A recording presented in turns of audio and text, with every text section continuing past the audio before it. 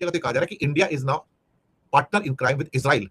तो इंडिया के गोला बारूद का इस्तेमाल किया गया मासूमों की हत्या में। जहां वेस्टर्न कंट्री इजराइल को हथियार देने से इनकार कर रहे हैं, वहीं भारत जो है इस समय इजराइल को लगातार वेपन सप्लाई कर रहा है। और भारत को पता है कि उसके जो हथियार, गोला बारूद जो भेजे गए हैं, वो सारे के सारे गजा के अंदर इस्तेमाल किए गए और बाद में ईरान के खिलाफ इस्तेमाल किए गए।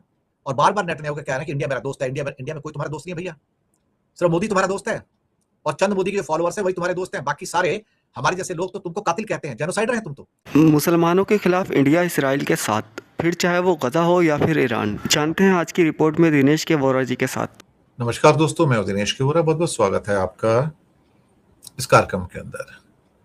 दोस्तों, स्टॉकहोम की जो इंस्टीट्यूट है, खासतौर से SIPRI, Stockholm institute of peace Research institute, जो मिलिट्री के फिगर्स भी देती है, उनका कहना है कि जो इंडियन आर्म्स की जो सप्लाई है इजराइल को, it is used against Gaza people. Amnesty ने भी एक ऐसी रिपोर्ट दी थी। एक किस्म से कहा जाए तो इजराइल, जिसे क्या कहते हैं ना कि एक अछूत बनने की ओर आगे बढ़ रहा है। अब भारत के ऊपर सवाल उठाए जा रहे हैं कि आपके द्वारा भेजे गए हथियार इस समय इस्तेमाल किए जा रहे हैं खासतौर से गजा के लोगों को मारने के लिए, और उनका इस्तेमाल लेबनान के अंदर और ईरान के खिलाफ भी किया गया है।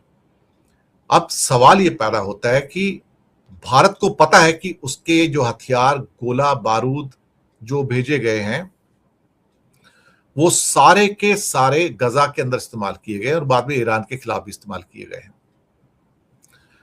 ट्रैकर्स ने पूरा का पूरा चेक करके बताया कि 2596 खेपें या कंसाइनमेंट्स भेजी गई भारत के द्वारा।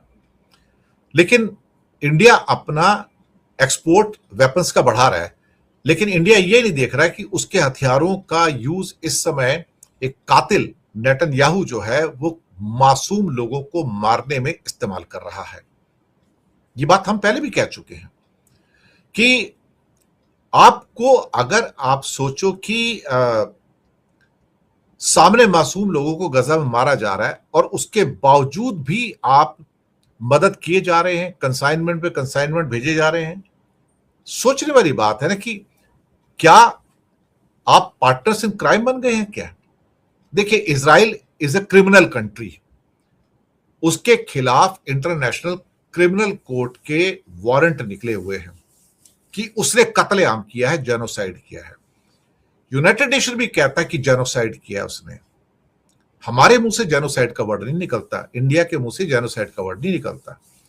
और इंडिया ने जब भी यूनाइटेड नेशन में इजराइल के खिलाफ वोट किया है तो इजराइल के खिलाफ वोट नहीं किया, इंडिया ने बाहर हो गया।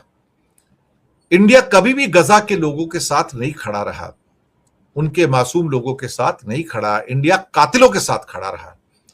इसलिए अब इंडिया का नाम जो है इजराइल के साथ पार्टनर्स इन क्राइम के रूप में लिए जा रहा है।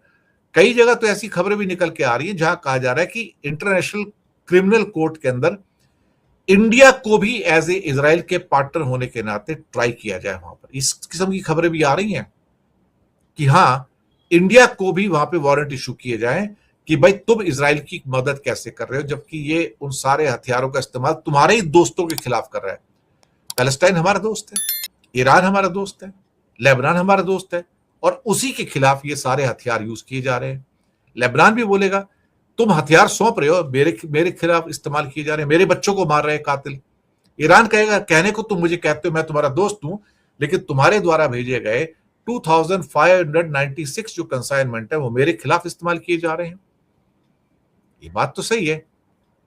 तो जब सिप्री का भी ये कहना है और एमनेस्टी का भी ये कहना है तो आप सोच सकते हो। इंडियन एक्सप्रेस में भी ऐसे कई आर्टिकल्स आए हैं जिसमें कहा है कि जहां वेस्टर्न कंट्री इजराइल को हथियार देने से इनकार कर रहे हैं, वही भारत जो है इस समय इजराइल को लगातार वेपन सप्लाई कर रहा है और इजराइल भी अपनी टेक्नोलॉजी लगातार इंडिया को देता चला जा रहा है। ये बात तो सही है। आप अपना जो भी बढ़ाना चाहे व्यापार बढ़ाइए, लेकिन कत्लेआम के लिए नहीं ना।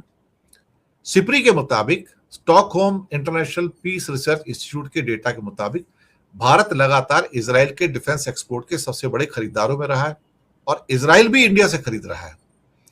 तो अब इजराइल रशिया, अमेरिका और फ्रांस के बाद भारत का चौथा सबसे बड़ा हथियार सप्लायर है। ये रिश्ता किस चीज का है?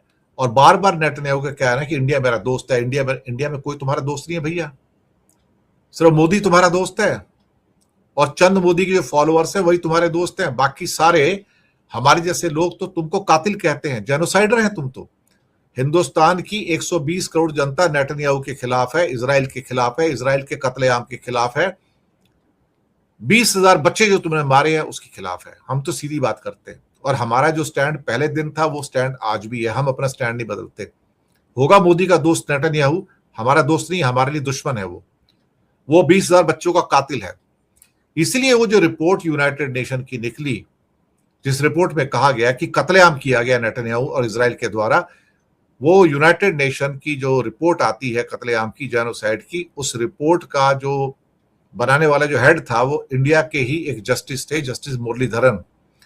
अब चूंकि ये रिपोर्ट यूनाइटेड नेशन के थ्रू आई थी तो हमारा जो फॉरेन मिनिस्ट्री और मोदी चुप होकर बैठ गए, क्योंकि उनको पता लग गया कि मुरलीधरन ने ऐसी जगह चोट कर दी है नेतन्याहू के ऊपर कि नेतन्याहू तिलमिला रहा है कि इंडिया के जज ने कह दिया कि तुम कातिल हो, तुमने कत्लेआम किया है, तुमने 20,000 माओ का कत्ल किया, 20,000 बच्चों का कत्ल किया, तुमने 20,000 बूढ़े लोगों का कत्ल किया, 80,000 लोगों को तुमने गजा में कत्ल किया है।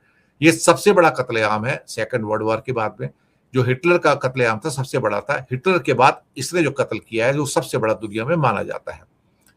और आधे देशों में दुनिया में इसका प्लेन जा नहीं सकता है, इनके मिनिस्टर जा नहीं सकते, बैन किए हुए हैं ये। आप सोचो, तो इसराइल को एज ए कातिल कंट्री, और हम उसको हथियार पे हथियार देते जा रहे हैं, देते जा रहे हैं, देते जा रहे हैं। हमको पता भी है कि ये उन मासूम लोगों के मारने के अंदर उसका इस्तेमाल हो रहा है। और तो और अब इस किस्म के जो सारे के सारे जो कंडमनेशंस हैं ईरान से भी निकल कर आ रहे हैं, और ईरान का कहना है कि तुम जितने हथियार देते चले जा रहे हो, इस समय कंपोनेंट्स हैं, पुर्जे हैं, गोला बारूद का सामान है, उसके खोल है, उसका इस्तेमाल हमारे खिलाफ किया जा रहा है, ईरान की जनता के खिलाफ किया जा रहा है।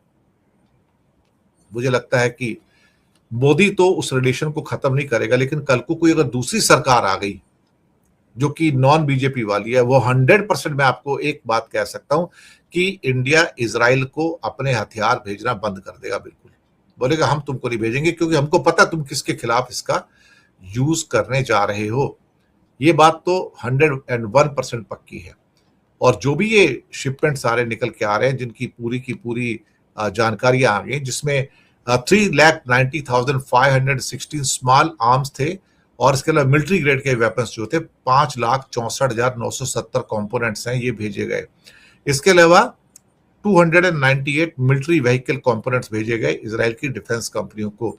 लेकिन इसका जो इस्तेमाल किया गया वो सारा का सारा गजा में, और इसके अलावा लेबनान वॉर के अंदर भी और ईरान के खिलाफ भी इसका इस्तेमाल किया गया मासूम लोगों को मारने में। ये बात कभी कभी तो गले से नीचे उतरती नहीं है, सच बात तो ये है।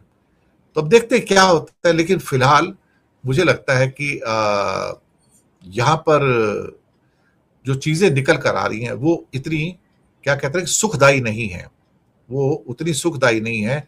और जैसे मैंने कहा ना कि कई जगह तो कहा जा रहा है कि India is now partner in crime with Israel, तो इंडिया के गोला बारूद का इस्तेमाल किया गया मासूमों की हत्या में। शुक्रिया आपका बहुत बहुत, चैनल को सपोर्ट कीजिएगा।